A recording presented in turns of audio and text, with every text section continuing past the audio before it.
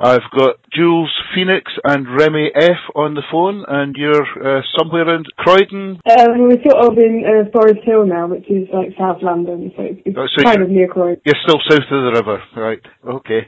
I'm beginning to get to know my way about southeast London a little bit since my daughter moved down there a couple of years back, but there's large parts of London are completely unknown to me. I've been looking at your stuff on Reverb Nation, Facebook, MySpace and so on, finding out a little bit about your history, things you've been into. Now, what had you each been doing before you got together to collaborate, and what was the catalyst that kind of made you realise that you should team up together? Well, kind of, we were friends sort of beforehand, before we started working together, and I've just been a singer-songwriter sort of on my own really, and then just recently started performing, and just sort of became apparent that having a percussionist or some kind of drum or beat with the music would help a lot. Yeah. And Remi had played drums before as a child, so she decided that she'd quite be interested in doing some percussion, like taking up Latin percussion, and so it was kind of a natural thing, as we were already friends, to sort of put it together and see how it went from there. It's kind of a natural progression because,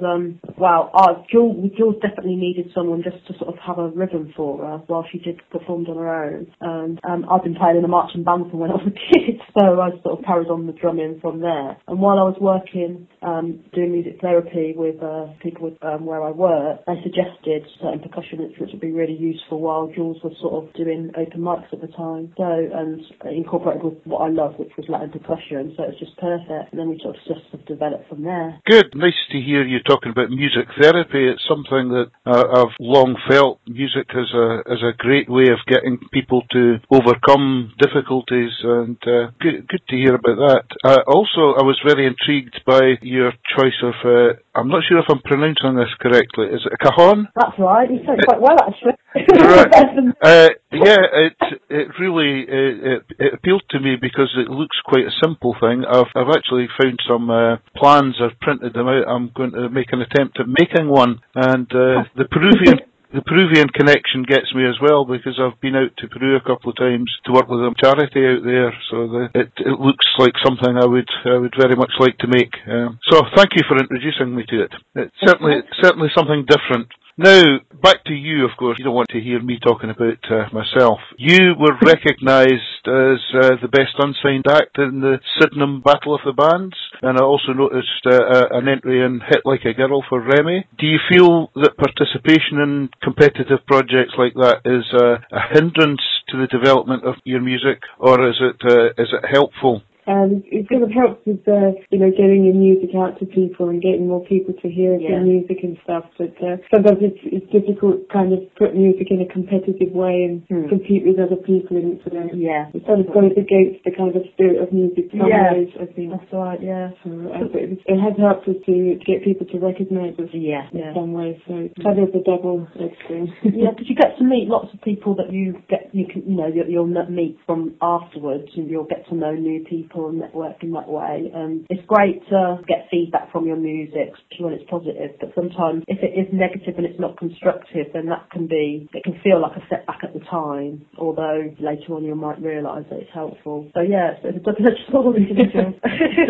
Yeah, I've been to a couple up here, and it's great to see a variety of people putting their wares out for others to see, but sometimes it's like comparing completely different things. I mean, how can you it is very difficult to judge things when some of the artists are so completely different. But as long as you go into it, I suppose, with the kind of attitude that you've expressed there, I suppose it's always getting more and more people to hear what you're up to. One of the other things that attracted me to your music is your desire to fuse different genres in order to create something that seems to be fresh and new. What made you feel you wanted to get into crossing over into various genres rather than just focus on one particular thing? Well, for me, I always, as a music fan, liked a lot of different kinds of music. I liked a lot of sort of rock and blues music as a youngster, but also I like quite a lot of reggae music and ska and punk and stuff. And for me, when I started to play music and write songs, it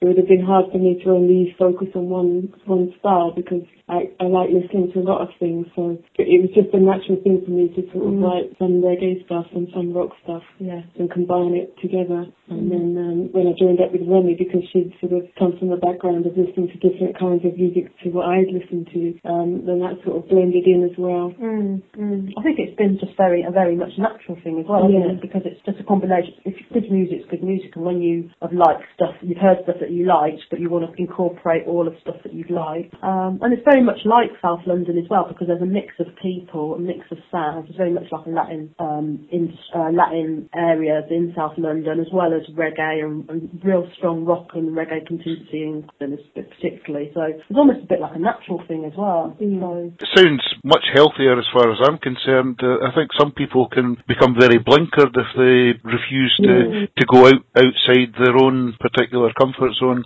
Again, looking at the list of previous performances you have listed, I note the Holocaust Memorial event, Elfest, International Women's Day appearing, and your PR also highlights a focus on empowerment and overcoming adversity. Do you believe that it's important that your music is perceived as something much more than simply a couple of girls playing some nice little songs to entertain people? Yes, definitely.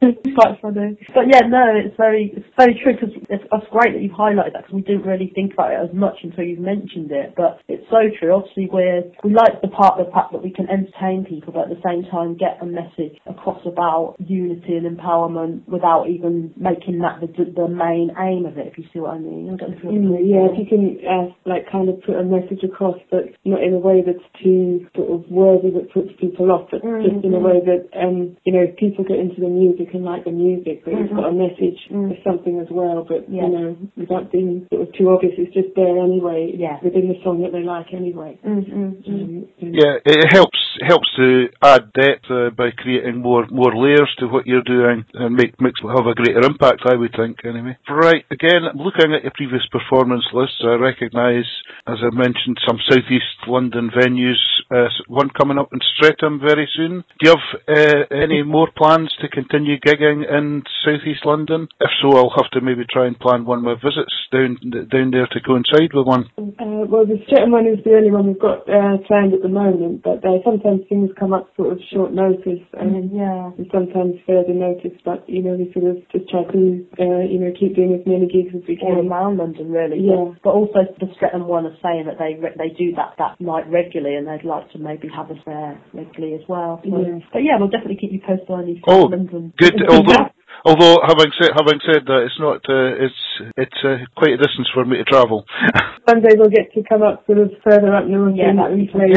I'll keep a lookout for that. But you mentioned things coming up at short notice. Do you find that your gigs tend to be more ad hoc rather than planned well in advance? They kind of are at the moment. Sometimes venues contact you, fairly short notice and ask you to come along and play. And we like to take as many as possible, because we love performing for one, but also we like to increase our experience and let other people hear our music. So so we try to take as many, even if they are quite short notice. We do our best to take them anyway. Well, I would imagine perhaps at least you won't have masses and masses of equipment to cart about with you either, which will make it easier for you here. My percussion stuff can get quite a lot. All right. There's more than I'm thinking, is there? Well, I've got the cajon, which is actually very light. That's one great thing about it. But then I've got mini timbales. Now I've got a handbali, which is one played by the hand, and a hi-hat as well. So I take that with me. Right. You won't be going to your gigs on the tube then, I take it. Oh, we do actually. Sometimes. We do sometimes, yeah. Oh, so we're getting used to carrying a lot of equipment around with us. So I think people think we're a bit mad to be carrying all that, snails carrying your whole life with that. But we're sort of getting used to it. Popeye arms. The good thing is the cajon, you can sit on it, so it's actually quite handy. Oh, well, yeah. You've been playing together since about October 2010, which is just over 2 years ago. How would you like to see your musical career developing over the next 2 years? We're looking to be, well, some people may say it's ambitious, I don't think it is. We're looking to be signed in 2 years' time. we want to make sure that we get recordings done in the meantime, and continue to be performing regularly. Just sort of building up more and more people to hear of us, getting to play, bigger gigs, and hopefully, getting signed and bringing our music out, to a wider audience, basically. Building up. Okay, I suppose to a certain extent you just have to wait and see what happens anyway. You can't control it to the nth degree. Signing, how important do you feel it is to be signed by somebody when it's quite possible to make use of social media to do self-promotion at the moment? I think when we first started, we thought it was essential. We're starting to realise it's not now, because to be honest, we love music, so that's our main thing. So instead of just trying to concentrate on that, I think we're concentrating more on just making our music the best it can be, and enjoying performing and making sure our performances are the best they can be as well. Do you think that as well, Jules? Yeah. Obviously, the main advantage of being signed is that you've got other people on board who are helping promote you, and if they're doing it well, they're helping to promote you and sort of invest in your music. Yeah. And obviously it would give us a chance to focus on it completely without having to have the day job as well. It's, getting everything around your day job can be difficult sometimes, so to be able to focus completely on music and make a living from it would be the sort of aim for us. The day job seems to be an ongoing problem with many of the people I speak to, but it's essential to keep food in your bellies and a roof over your head. You mentioned recording.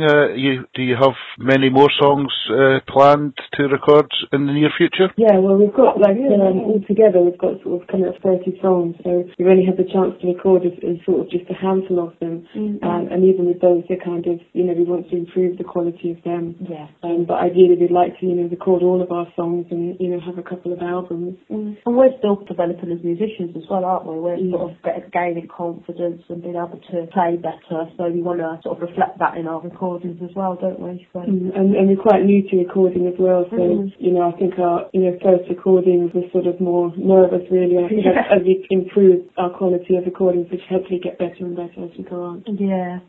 Well, it's been great talking to you. I thank you again for giving up your time, and I look forward to hearing more from you. And maybe one of your gigs will coincide with one of my trips down to London. I was just going to quickly say, I was just watching Jules Holland. I love Biffy Clyro as well, from your neck of the woods. Well, that's the other side of Scotland, but yes, Scottish band, yeah. You're off to Brighton in December as well, aren't you? Just before Christmas we've got a Brighton gig, so that should be fun. We've got sort of a few supporters there from a couple of earlier gigs we've done there, so it should be a nice sort of little Christmassy gig there just before Christmas. Good. For all that I'm up here in Scotland, I seem to have been picking up quite a number of contacts down in Brighton. I had a girl recording some studio sessions a few months back, and she's gone down to Brighton to study at, is it BIM, the music college? It's got great music scene down there. Yes, it seems to be quite an exciting place all around. Yeah, definitely. Certainly more happening than there is in my little village out here in the country. But thanks again. Great, thanks a lot. Thanks very much, and enjoy the rest of your weekend. Yeah, and you. Take care.